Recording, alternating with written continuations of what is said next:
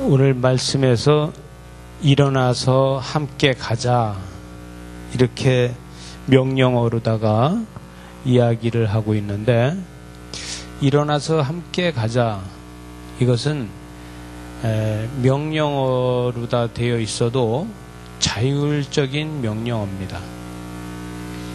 바로 일어나서 함께 가자 이렇게 하면 독재적인 명령어가 되겠지만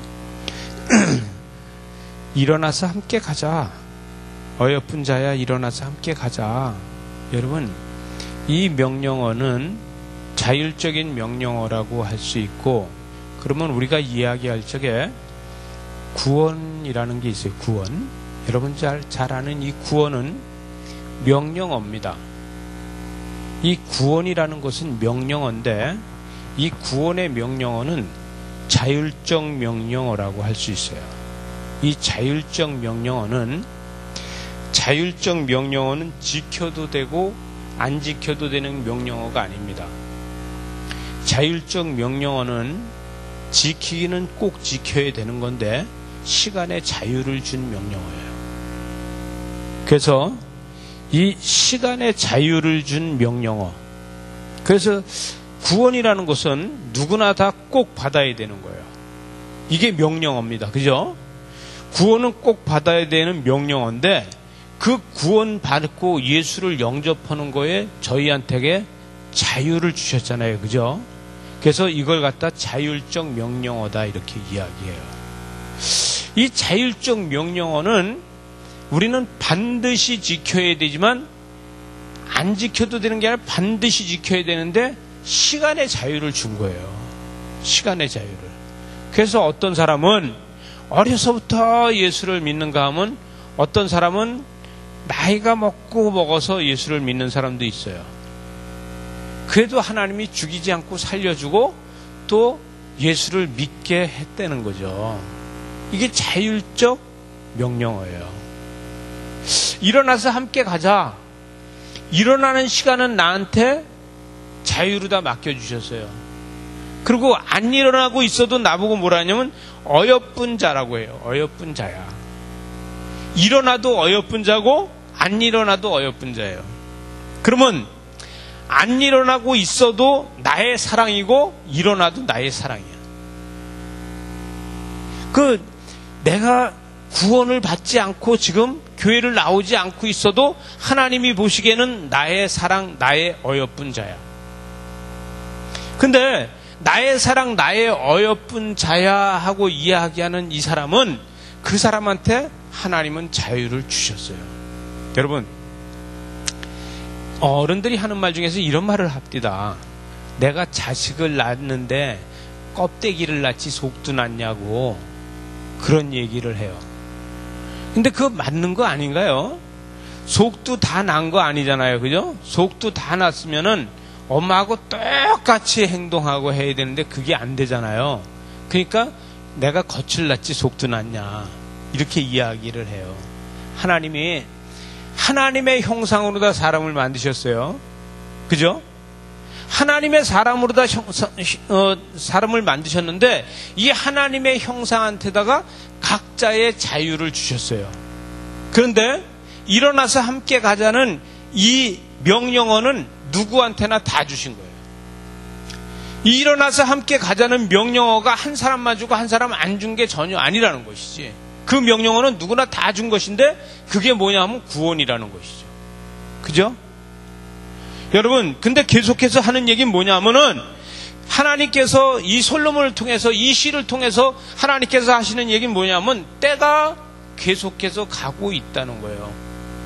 여러분, 하나님께서는 때를 무엇으로 다 가르쳐 줬느냐 하면 저녁이 되니 아침이 됐다는 이야기로 가르쳐 주세요. 그죠? 저녁이 되고 아침이 되니 그 다음 하루가 됐다는 이야기를 하시고, 또 계절을 향해서 하나님의 때를 가르쳐 주세요. 우주 만물을 창조하시는 것도 질서의 하나님께서 창조하셨고, 그래서 저녁이 되고 아침이 되니 이는 첫째 날이라, 둘째 날이라, 셋째 날이라, 넷째 날이라 이렇게 만드셨고, 또 구원도 마찬가지로 구원의 때를 만들어 주셨는데 그거는 뭐냐면 나한테 자유로운 시간으로 다 맡겨 주셨다는 거예요. 그러면은 우리는 이 구원에 대해서 아이고 이 구원을 좀 더 오래 있다 받아도 되는데 괜히 일찍 받아서 이렇게 생각할 수도 있어요. 그 사람은 어떤 생각을 하고 있냐면은 구원이라는 것을 한 가지 목적의 천국이라는 거 하나만 놓고 있는 거예요. 여러분, 구원에는요 여러 가지 의미가 들어있는데 그 중에서 제일 먼저 들어있는 게 뭐냐면 은혜라는 의미가 들어있어요.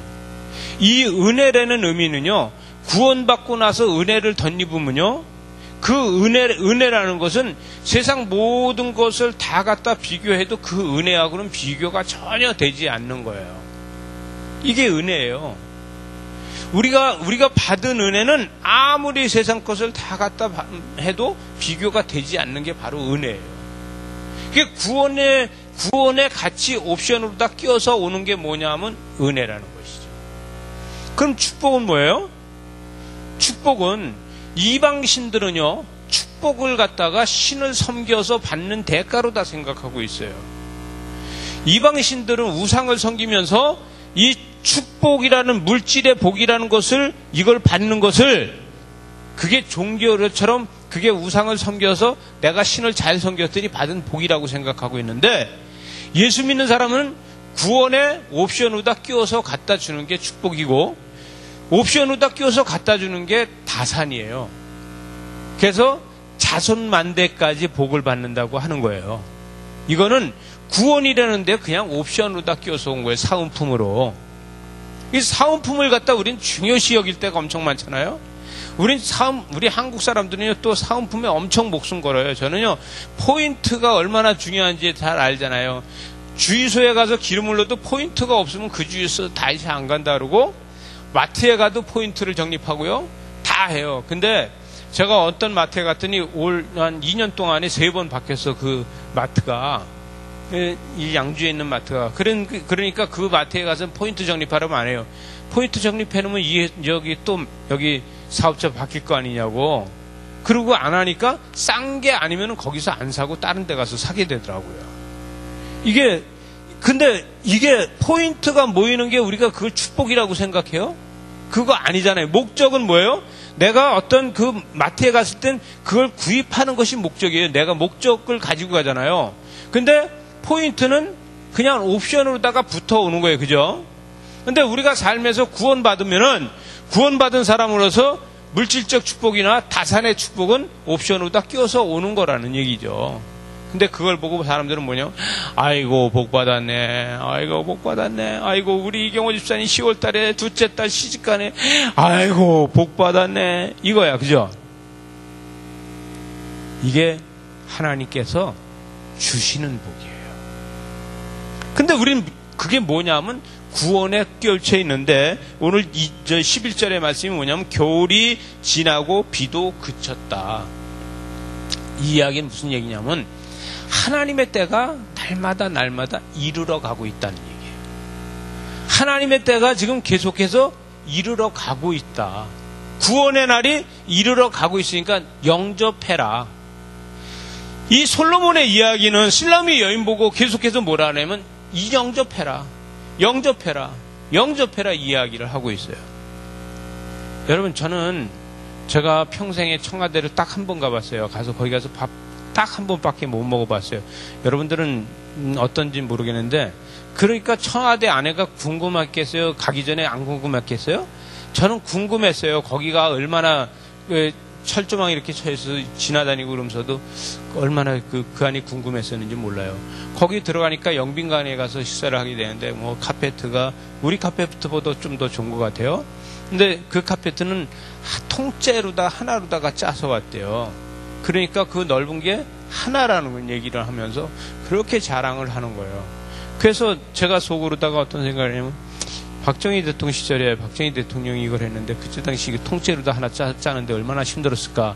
과학이 발달해서 지금은 그렇게 대단한 게 아니지만 그런 생각하면서 참 대단하다 이런 생각을 했어요. 근데 우리가 봤을 적에는 청와대 안에 못 들어가 보면 청와대 보고 싶잖아요. 백악관 못 가보고 싶으면 우리 백악관 가보고 싶잖아요. 여러분, 슬라미 여인이 이 솔로몬의 왕궁을 들어가 보지는 못했어요. 들어가고 싶겠어요? 안 들어가고 싶겠어요? 근데 들어가고 싶죠. 근데 들어가려고 하니까 겁나겠어요? 안 겁나겠어요? 겁나요. 왜 겁날까요? 죄인이라서 겁날까요? 왜 겁날까요? 자기가 양치는 사람이라서 겁날까요? 왜 겁날까요? 술람이 여인은 왜 겁을 내고 있을까요? 여러분, 구원받는데 우리는 왜 겁을 내고 있습니까? 이방 사람들은 예수 믿는데 왜 겁을 내고 있습니까? 예수 믿어서 그 사람한테 적자나는 일이 많이 있습니까? 우리가 예수 믿는 것 때문에 세상에 내가 완전히 바뀌어서 망하게 되는 일이 있습니까? 아닌데 겁내요. 왜 그러냐는 얘기죠. 이 솔로몬은 오늘 이야기가 뭐라고 하냐면 무화과 나무에 얘는 푸른 열매가 있고 포도나무에는 꽃이 피어서 향기를 토하고 있다는 거예요. 나의 사랑, 나의 어여쁜 자야, 일어나서 함께 가자는 거예요. 이렇게 이야기하는 이것은 뭐냐면은 지금 지금 무화과 나무의 열매나 이 포도나무에 꽃이 펴서 향기 나는 이 모든 것들이 너를 위한 것이다. 너를 위해서 이런 일이 있는 것이다. 어여쁜 자야. 그런데 무화과 나무에 열매가 있고 풍성하고 아름답다고 하고 포도나무에 꽃이 펴서 향기가 아무리 좋다 그래도 땀 냄새 나는 네 향기만 못해. 땀 냄새 나는 네 향기가 훨씬 더 좋아. 여러분, 여러분의 자녀가 바깥에 나가서 뛰어놀다 들어와서 땀 냄새가 머리에서 물씬 나면은 그게 아이고 더러워 악취가 나서 아이고 이렇게 해요. 아이고 우리 애기 잘 놀았네. 오늘 엄청 잘 뛰어놀았네. 좋았어? 이렇게 얘기하지 않아요, 그죠? 그 기분, 그 잘 뛰어놀아서 소화도 잘 됐을 거고 건강할 거고 그 기분, 이 기분이 그 냄새를 갖다가 대신해 주는 거예요. 그러면 예를 들어서 제3자가 그 냄새를 맡았을 때 기분 좋겠냐고요? 별로 안 좋아요. 그런데 엄마 입장에서는 좋은 거죠. 이게 부모의 입장, 이 하나님의 마음이 바로 그런 거 아니겠냐 이거예요. 그러면은 이 이슬람의 여인 보고 어여쁜 자야 함께 가자, 일어나서 함께 가자. 그러면서 뭐래요? 14절에 뭐라고 얘기하냐면은 바위 틈 낭떠러지기 은밀한 곳에 있는 나의 비둘기야, 이렇게 이야기하고 있네요. 이게 뭐냐면 낭떠러지기, 바위 틈 낭떠러지기 은밀한 곳에 있는 자야, 이렇게 이야기하는 여기는 이경호야 같이 가자. 어디를? 그 낭떠러지기 그 바위 틈에 이 험한 세상에서 너 혼자 살으려고 애쓰고 힘들게 하지 말고 내 손을 잡아라. 내 손을 잡아라. 내 손을 잡아라. 이렇게 이야기하는 거하고 같은 거라고 보이죠. 그죠? 근데 나는 하나님의 손을 잡는다고 그랬는데 그 하나님의 손이 여러분 손에 잘 잡히더냐고요. 안 잡혀요. 여러분, 우리가 하나님의 손 잡고 가겠습니다. 그렇게 얘기하는데 정말 하나님의 손이 믿음으로 잡혀지던가요? 여러분, 그게 잡혀지는 것이 얼마나 노력을 해야 되는지 몰라요. 우리는 묵상으로 기도하면서도 깊은 묵상 속에서 하나님의 손을 잡아보려고 그러고 말씀 속에서도 하나님의 손을 잡아보려고 그러고 근데 잘 안 잡혀요. 근데 우리는 뭐라고 얘기하냐면 하나님께서 뭐냐면 믿었니? 너 믿었니? 믿고 구했니? 그럼 믿고 구했으면은 하나님의 마음으로다 행해봐라 이거예요. 여러분, 하나님의 마음으로다가 행하는 게 얼마나 힘든지요? 우리는 1초, 2초, 3초도 하기가 힘들어요. 베드로는 몇 초 했을까요? 하나님의 마음으로다가 움직여본 게 몇 초 동안 움직였을까요? 물 위를 걷다가 금방 뭐 했어요? 의심했잖아요. 그죠? 의심해서 물에 빠졌어요. 그러니까 주여 나를 건져 주시옵소서 그랬어요. 그러니까 하나님의 마음으로다가 걸으니까 걸어지네. 걸어지네. 걸어가다가 금방 사람의 마음으로다 바뀌어지는 거죠. 이게 저와 여러분이 똑같잖아요. 근데 오늘 이 아가서에서는 뭐라 하냐면 그 어려운 것에서, 이 바위 틈에서 이 너 혼자 애쓰고 힘쓰지 말고 일어나라. 그 낭떠러지에서 일어나라. 왜? 구원의 손은 내가 너한테 항상 펴고 있다. 여러분, 무슨 얘기냐면 낭떠러지라는 얘기가 여기서 나오잖아요. 더 이상 가지 말고 서서 내가 어떻게 하는지 네가 기다려봐라 이거예요. 여기서 비둘기라고 얘기하고 있어요. 그죠? 비둘기라고 얘기하는 것은 내가 너한테 날개를 달아주는데, 내가 너한테 날개를 달아주는데 낭떠러지게 서 있는 너는 계속해서 네가 걸어가려고 하지 말고 내가 너한테 날개를 달아줄 거니까 서서 나를 바라봐라. 이렇게 이야기하고 있는 거예요. 우리는 믿음으로 다 서서 바라볼 수 있어야 되는데, 근데 제일 바라보지 못하는 게 뭐냐면, 우리를 위하여 여우 곧 포도원을 허는 작은 여우를 잡아라 이렇게 하고 있어요. 여러분, 여기서 여우를 뭔 얘기하면 사도행전 13장 32절에 가면은 사단을 갖다 여우라고 이야기를 하고 있어요. 사도행전이 아니다. 누가복음 13장 32절에 여기에서 사단을 여우라고 이야기하고 있어요. 여러분, 이건 무슨 얘기냐면 여우가 이 바위 틈이나 이 낭떠러지기에는 항상 여우가 있다. 이런 이야기를 하고 있는 거예요. 여러분, 낭떠러지나 우리가 삶에서 보면 낭떠러지기나 아니면은 바위 틈에 여우가 살아요, 안 살아요? 살죠. 네. 우린 텔레비에서 봤잖아. 그죠? 살잖아요. 그러면 우리 삶에서 낭떠러지기와 바위 틈 같은 우리 삶을 살고 있을 적에 거기 사단이 살아요, 안 살아요? 이경호 집사님, 살죠? 그게 사는 거예요. 그러면 일어나 어여쁜 자야 같이 가자. 이러면 네가 내 사랑하는 자인데 네가 어떻게 사단하고 같이 살 수 있겠냐? 가자. 너는 비둘기야. 너는 비둘기야. 너는 비둘기야. 이런 이야기를 하고 있는 거죠. 그죠? 그래서 우리 보고 하는 얘기는 너는 사단하고 같이 살 수 있는 게 아니야. 그러니까 여우하고 같이 살 수 있는 게 아니야. 비둘기야. 이런 이야기를 하고 있는 거예요. 여러분, 우리는 비둘기입니다. 여우하고 같이 살 수 있어요? 못 살 수 있어요? 절대 못 사는 거예요. 그럼 우린 바위 틈에서 살아야 돼요? 낭떠러지기 옆에서 살아야 돼요? 아니에요. 저는요, 제가 어렸을 적에요, 저는 꿈이 없었어요. 왜냐하면 이게 꿈이라는 것은요, 무슨 롤 모델이 있고 엄청나게 큰 거를 봐야지만 이게 되는데, 우리 어렸을 적에는 초등학교 때 꿈이 뭐냐 이렇게 얘기하면 누구나 다 초등학교 1학년 들어와서 하는 이야기가 있어요. 꿈이 뭐야? 그러면 아마 손 집사님도 그렇게 얘기했을 거야. 이경호 집사님도. 대통령이요. 왜냐하면요, 그때는 대통령이 제일 높고 그냥 뭐 본 게 많이 있어야지 꿈을 이야기하죠. 그래서 대통령이요. 우리 동네는요, 어쩌다 한 번씩 주무시 나무 실어 가는 자동차가 이렇게 다녀요. 그러니까 그게 얼마나 멋있어요. 나무 잔뜩 싣고 가니까. 그러니까 어떤 애들은 꿈이 뭐냐 하면 운전수요 이러는 사람이 있어요. 근데 저는요, 어려서부터도 우리 집 정미소잖아요. 정미소. 꿈이 뭐냐? 그럼 우리 저기 선생님이 나보고 뭐냐? 너는 정미소 할 거지? 나보고 그래요. 근데 저는 정미소 하기 싫거든요. 그 어렸을 때부터도 정미소 하는 아버지가 너무 힘들었어요. 그 기술을 갖고 있는 게 너무 힘들더라고요. 그래서 저는 기술은 안 배운다 그랬거든요.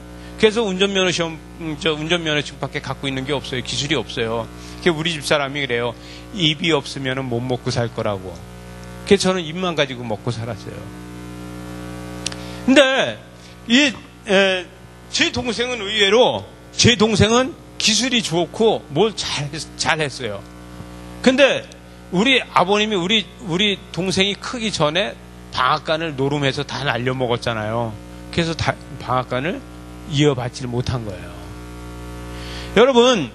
여러분들도 어렸을 적에 대통령이 될 거라고 꿈을 이야기한 사람들 많이 있었을 거예요. 그때는 우리가 본 거로 다 이야기한 거죠. 또 뭐가 있었겠어요? 우리는 동네 한가운데 교회가 있다 보니까 우린 목사님이 없었어요. 한 번도 목사님을 본 일이 없어요. 교회에 목사님이라는 분이 있는지도 몰랐어요. 왜냐면 우리 시골 교회다 보니까 전도사만 있어. 전도사. 신학교 신학생이 와서 2년 동안 그 전도사 하다가 가는 거예요. 그러니까 주일날만 와서 주일날 예배를 드려주고 전도사님은 학교 가니까 가잖아요. 그러면 저희 교회는 그 어렸을 때 보면 감리교회 가지고 거기 이제 남자 권사님이 있어요. 그 권사님이 그래가지고 이래가면서 그냥 설교를 수요 예배도 그분이 설교를 하고 새벽 예배도 그분이 설교하고 해요. 그래서 저는 어렸을 때 전도사만 해도 엄청 높은 사람으로 알았어요. 우리 동네 사람들은요, 할아버지도 전도사님이 지나가면은요, 할아버지도 길 가다가 옆으로 다 이렇게 비켜줬어요. 그렇게 전도사가, 알았어요, 전도사님? 높으신 분이에요. 그러니까 어떤 아이들은 뭐예요? 교회 열심히 가면은 난 전도사 할 거라고. 얼마나 멋있어요. 할아버지도 길을 이렇게 비켜주니까. 응? 그러다가 좀 더 커서 보니까 목사님은 작년에 봐도 그 양복 입고 올해 봐도 그 양복 입고 내년에도 그 양복 입는 아주 빈털털이 아주 정말 못 살고 없으면 금식하고 이러는 분이 목사님이더라고요. 그러니 그걸 보고 자란 내가 목사가 하고 싶었겠어요? 아이고 맨날 굶는 게 목사야. 그러면서 자긴 굶으면서도요, 또 거기 뭐 어려운 사람 있거나 그러면은 이렇게 정신적으로 좀 모자라서 못 먹고 사는 사람 갖다가 줘. 그걸 또 자기가 안 먹고. 그러는 거 보니까 아유 저건 못할 짓이다 하는 생각이에요. 여러분, 제가 이게 좀 엉뚱한 길로 다 갔는데 여우를 잡는 거는요 우리가 못 잡아요. 비둘기예요. 우리는 비둘기가 여우 잡을 수 있어요? 못 잡아요. 비둘기는 여우한테 잘못하면요 잡혀 먹어요. 그렇지만 여기서 솔로몬이 이야기하는 건 뭐냐면 바위 틈에서 일어나라는 거예요. 낭떠러지에서 일어나라. 은밀한 곳에서 일어나라. 내가 일어나라. 내가 일어나서 은혜의 관을 너한테 씌워주면은 여우도 너를 해치지 못해. 왜? 비둘기가 날개가 없으면 비둘기 아닙니다. 여러분, 비둘기는 날개가 없으면 닭만도 못해요. 그죠? 그러나 비둘기는 날개가 있으면서 비둘기예요. 우리는 구원받은 백성이 구원의 확신이 없으면 우리는 크리스찬 아니에요. 그죠? 우리는 크리스찬으로다 구원의 확신이 있어야 돼요. 찌르기만 해도 구원의 확신이 있어야 돼요. 주는 그리스도시요 살아계신 하나님의 아들이라는 소리가 우리에서 날마다 고백이 되고 나의 죄를 위해서 십자가에 못 박혀 죽으시고 부활하신 분이 바로 우리 주님이라고 고백할 수 있어야 돼요. 이게 우리의 입술에서 떠나면 안 되는 거예요. 예수를 평생 믿다가도 거룩만 찾다가 하면서 거룩만 찾다가 죽을 때 돼서 예수가 누군지 난 도대체 몰라요 이러는 장로가 있었대요. 그 뭐예요? 은혜를 경험하지 못하는 거예요. 은혜를 경험해야 돼요. 여러분, 은혜를 경험하기 위해서는 고요해져야 돼요. 은혜를 경험하기 위해서는요 고요해져야 되는데 제일 중요한 건 뭐냐면 바위 틈에서 고요할 수 없어요. 낭떠러지기 위해서 고요할 수 없어요. 여러분, 성전에서 고요해져야 돼요. 비둘기가 돼서 성전에서 고요해져야 된다는 얘기예요. 우리의 신앙은 성전에서 고요해지지 않으면 성령의 음성을 듣지 못합니다. 성전에서 고요해지지 못해요. 자, 14절 이어서 계속해서 보면 내가 내 얼굴을 보게 하라. 내가 네 얼굴을 보게 하라. 내 소리를 듣게 하라. 내 소리는 부드럽고 내 얼굴은 아름답구나. 하나님과 바로 이런 교제가 있어야 된다는 거예요. 하나님과 우리 사이에 이런 교제가 없으면은 우리는 구원의 백성으로 다 행동이 안 되는 거예요. 우리는 바위 틈에 낭떠러지에 그냥 있게 되는 거예요. 여러분, 우리가 예수 믿고서 날마다 변화된 삶을 살아야 돼요. 이 날마다 변화된 삶을 살아야 되는데 변화된 삶이 잘 안 사라지고 있잖아요. 그건 뭐냐면은 제 경험으로 다 얘기하면은 내가 서두르다가 그게 안 되더라고요. 내 생각과 내 욕심 때문에 서두르다 안 돼요. 안영성 집사님, 사업은 누가 하는 거라 그랬어요? 하나님이 하시는 거예요. 서둘리지 마시고 사업은 하나님이 하시고 안영성 집사님은 뭐 하신다고? 열심히 기도는 누가 한다 그랬어? 네. 목회자가 열심히 기도하겠다 그랬잖아요. 그러면 안영성 집사님 뭐 한다고? 신앙생활만 열심히 한다고 했잖아요. 아멘입니까? 아멘. 저렇게 할 때 이제 부흥 갔을 때, 자, 손 들고 아멘. 할렐루야. 네. 이런 정이 있는 거예요. 제가 안영성 집사님 우리 교회 오기 전서부터도 내 안영성 집사님 팬이었어요. 상당히 멋지게 생겼잖아요. 나도 저렇게 멋지게 생겨봤으면 얼마나 좋을까 했는데 나는 어림도 없어요. 그래서 같이 옆에 안 있어요. 비교되기 때문에. 하여간 우리는 하나님과 나 사이에 이런 관계가 있어야 돼요. 그죠? 자, 15절에 가니까 우리를 위하여 여우 곧 포도원을 허는 작은 여우를 잡아라. 또 우리의 포도원에 꽃이 피었다. 여러분, 포도원을 허는 이 여우를 잡아다. 이거는 은혜가 아니면 못 잡습니다. 여우는요, 총 가지고 못 잡아요. 은혜 가지고 잡아야 돼요. 이건 뭐냐면 예수 그리스도 이름으로다가 여우는 잡을 수 있어요. 여러분, 여러분의 가정에 사탄은 뭘로 다 잡을 수 있냐는 거죠. 여러분의 가정에서 영적으로 봤을 때 도둑처럼 사단이 들어와 있는 것을 무엇으로 잡을 수 있겠느냐 이거죠. 총으로 다 못 잡아요. 절대 못 잡아요. 우리는 뭘로 잡아요? 예수 그리스도 이름으로 다 잡는 거예요. 이걸 뭐라 그래요? 그래서 사단을 잡는 거는 권세라 그래요. 권세. 은사로 다 잡는 게 아니에요. 믿음으로 다 잡는 게 아니에요. 권세로 잡는 거예요. 그래서 뭐예요? 우린 권세로 선포해서 잡는 거예요. 주 예수 그리스도 이름으로 다 선포해서 잡는 거예요. 이게 제일 중요한 거예요. 여러분, 여러분의 가정에서 예수 그리스도 이름을 선포하시기 바랍니다. 이럴 때 사단을 잡을 수 있는 거예요. 여러분의 자녀를 위해서도 예수 그리스도 이름으로 다 선포할 수 있어야 돼요. 여러분의 남편과 여러분의 아내를 위해서도 예수 그리스도 이름을 선포할 수 있어야 돼요. 이 선포가 바로 사단을 잡는 거예요. 16절에 보니까 백합화 가운데에서 양떼를 먹이는구나 이렇게 하고 있어요. 어디에서? 하반절에 16절 하반절에 백합화 가운데서 양떼를 먹이는구나. 이건 뭐예요? 예수 그리스도의 모양이 아니겠어요? 네가 보니까 너는 내 자녀가 틀림없어. 너는 내 하나밖에 없는 독생자하고 네가 같구나. 이렇게 이야기할 수 있는 거예요.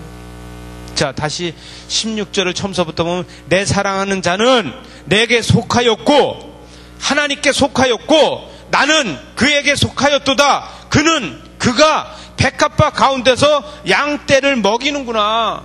예수 그리스도가 이 땅에 오셔서 예수 그리스도가 이 땅에 있는 양들을 치는 것처럼 네가 지금 있는 것이 바로 내 독생자와 같다.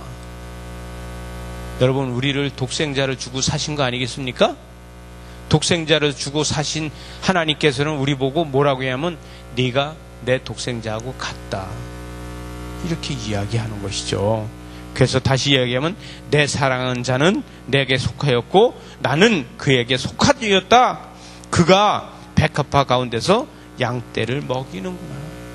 우리의 사명은 바로 이런 것이고 17절에 보니까 내 사랑하는 자야 날이 저물고 그림자가 사라지기 전에 돌아와서 베데르 산에 노루와 어린 사슴과 같을지다. 여러분 주변에 제가 은혜가 좀 떨어지면은 여러분의 그림자가 더 짙은지 아시기 바랍니다.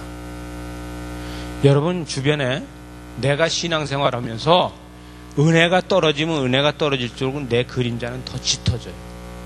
그러나 내가 은혜가 충만하면 은혜가 충만할수록 내 주변의 그림자는 없어집니다. 이해가 됩니까? 천국에 가면은요, 하나님의 빛이 우리의 그림자가 없어지게 만듭니다. 하나님의 빛은요, 우리를 그림자로 다 남겨두질 않아요. 태양의 빛은 우리를 그림자를 만들어주지만 하나님의 빛은 우리를 그림자를 절대 만들어주지 않습니다.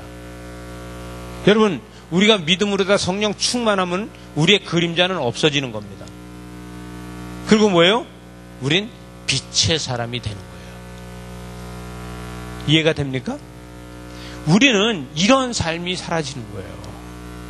우리는 은혜가 충만하고 성령 충만할수록 내 주변에 그림자는 없어지고 빛의 사람이 되는 거예요. 근데 우리가 은혜가 떨어지면 은혜가 떨어질수록 나의 그림자는 점점 더 짙어지는 거예요. 여러분, 우리의 그림자를 짙게 되는 것도 우리가 성령 충만하지 못하면 그림자가 짙어지는 거예요. 여러분, 그림자가 짙은 사람은 가는 데마다 흔적이 남습니다. 그러나 빛의 사람이 돼서 그림자가 없는 사람은요, 가는 게마다 빛을 발하게 됩니다. 빛을 발하는 저와 여러분 되세요. 이번 다음 주는 제가 없지만 추석이 곧 다가오잖아요. 여러분, 추석이 다가오고 명절이라고 나태해지지 말고, 그래서 그림자를 짙게 만들지 말고, 여러분의 그림자를 짙게 만들면은 안 되는 겁니다. 빛의 사람으로 살아가시기 바랍니다. 빛의 사람으로 승리하시기 바랍니다. 기도하시겠습니다.